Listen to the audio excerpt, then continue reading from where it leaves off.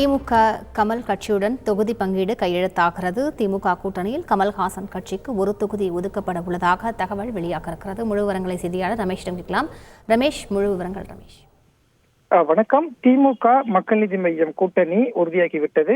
மக்கள் நீதி மய்யம் கட்சியின் தலைவர் கமலஹாசன் இன்னும் சற்று நேரத்தில் திமுக தலைவரும் முதலமைச்சருமான திரு மு.க. ஸ்டாலினை அண்ணா அறிவாலயத்தில் சந்திக்க இருக்கிறார். சரியாக நண்பகல் 1 மணிக்கு இந்த சந்திப்பு என்பது நடைபெற இருக்கிறது.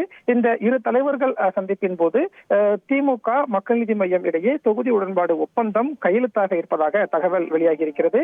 குறிப்பாக மக்கள் நீதி மய்யம் கட்சியை பொறுத்தவரைக்கும் திமுகவோடு ஒரு மறைமுக பேச்சுவார்த்தையில் ஈடுபட்டு வந்தது. முதல்ல திமுக கூட்டணியில் மக்கள் நீதி மய்யம் கட்சி 2 மக்களவை தொகுதிகள் வரை கேட்டு வந்தது. ஆனால் திமுக தரப்பில் ஒரு மக்களவை தொகுதி ஒதுக்குவதற்கு முன்வந்த நிலையில் பேச்சுவார்த்தையில் தொடர்ந்து ஒரு இழுபறி என்பது இருந்து வந்தது. குறிப்பாக ஒரு மக்களவை தொகுதி என்று வாங்க மாட்டோம், அப்படி என்றால் ஒரு மக்களவை தொகுதி ஒரு மாநிலங்களவை சீட்டு வேண்டும் என்று மக்கள் நீதி மய்யம் தரப்புல கேட்கப்பட்டது. இதனால கடந்த ஒரு 20 நாட்களாகவே திமுக மக்கள் நீதி மய்யம் கூட்டணி உறுதியாகிறதுல ஒரு இழுபறி இருந்த சூழல்ல இன்னும் சற்று நேரத்தில் மக்கள் நீதி மய்யம் கட்சியின் தலைவர் கமலஹாசன் முதல்வரை அண்ணா அறிவாலயத்தில் சந்திக்க இருக்கிறார். அப்போது திமுக மக்கள் நீதி மய்யம் இடையே தொகுதி உடன்பாட்டுக்கான ஒப்பந்தம் என்பது கையெழுத்தாக இருக்கிறது.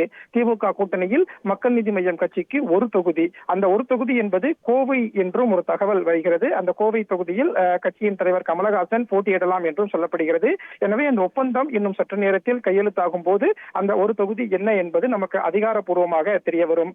அதே போல மக்கள் நீதி மய்யம் கட்சியின் தலைவர் கமலஹாசன் டார்ச் லைட் சின்னத்தில் தான் போட்டியிட வேண்டும் என்பதில் உறுதியாக இருக்கிறார். ஆனால் திமுக தரப்பில் உதயசூரியன் சின்னத்தில் போட்டியிட வேண்டும் என்றும் வலியுறுத்தி வருகிறது.